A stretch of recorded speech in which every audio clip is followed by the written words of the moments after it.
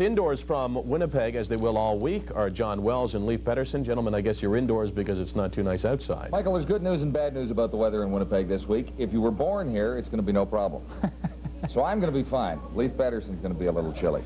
It's going to be a little chilly for me. You know, the unfortunate thing is it's about -5 today, and it's an awfully nice day out there. It's too bad they can't play the game today, but you know what, Michael, the weather is not going to be a big deal out here. It is mind over matter at this time of the year, and if it's cold, who cares? We're going to play anyway.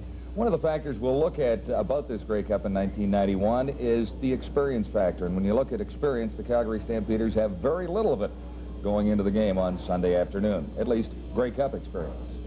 I got to talk to you. Yeah, go ahead. All right, guys, there's lots of media people out there. The dressing room is open, but they're going to try and grab you out there. Distractions. They're everywhere during Grey Cup week, and the Stampeders are finding out about them very quickly. 17-year veteran Lloyd Fairbanks is playing in his first Grey Cup game. He is a popular human interest story. All the Stampeders are in the spotlight now, and they're learning very quickly how time-consuming Grey Cup week can be. You kind of get used to things, and after as long as I've been around, if you can't stay focused on a football game, then you know you're in big trouble, and you know what it takes to do what you need to do. As Lloyd Fairbanks holds court, Wally Buono tries to settle the rest of his team down. Buono played in 5 Grey Cups as a member of the Montreal Alouettes. He won't be running his team with a tight fist. His players will be allowed to enjoy the experience of Grey Cup week. Buono learned a lot as a Montreal Alouette. I think if you try to pen them up too early, they're going to be angry at you. They're going to be angry at the fact that they've worked all year to get here, and now you're taking away their fun. Quarterback Danny Barrett also learned a Grey Cup lesson. In 1987, he was part of the Argo team that lost to the Edmonton Eskimos. And the lessons he learned 4 years ago are being passed on to the Calgary Stampeders.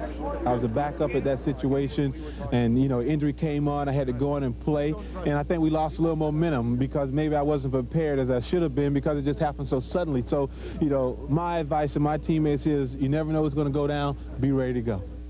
This is what Grey Cup week is all about. The scrutiny, the pressure, being under the microscope for 5 days. And perhaps more than the Toronto Argonauts, this is the biggest obstacle facing the Calgary Stampeders, getting used to the circus that is Grey Cup week. Gord Miller, TSN, Winnipeg. Leif, how do you see it? How big is the experience factor when you come down to the Grey Cup? John, you know what, the coaches will love to tell you, oh gosh, we've got a team with experience. We should be all right in a big game. But you know what?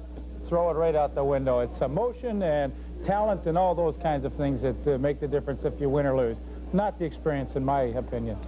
Earlier today, the Commissioner's news conference, and most of the attention focused on not the Grey Cup game, but the future of the Commissioner. Well, when we get through the Grey Cup game, I'll consider whatever my personal aspirations may be.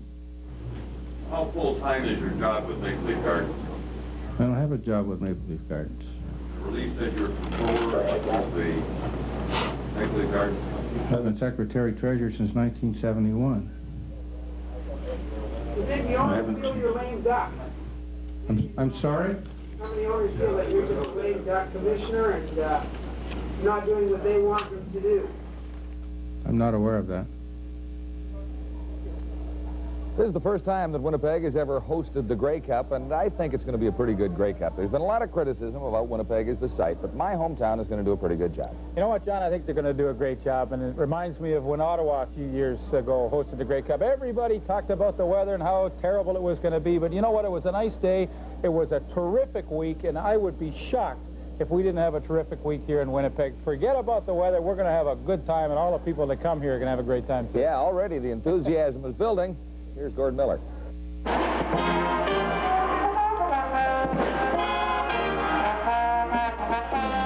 It began Tuesday morning with the arrival of the Argos. The city of Winnipeg's Grey Cup Festival had begun.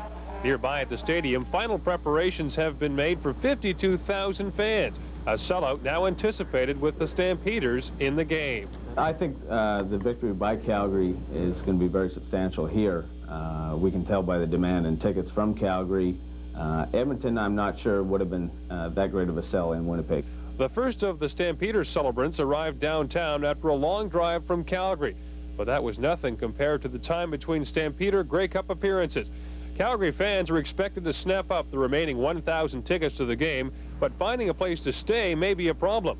Almost every one of Winnipeg's 5,300 hotel rooms is booked.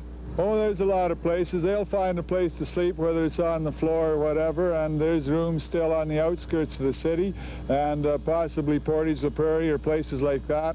And there will also be people coming in just for the day, charters coming in on Sunday and going back Sunday night. And so the party has begun. Winnipeg is doing everything it can to make the week a success.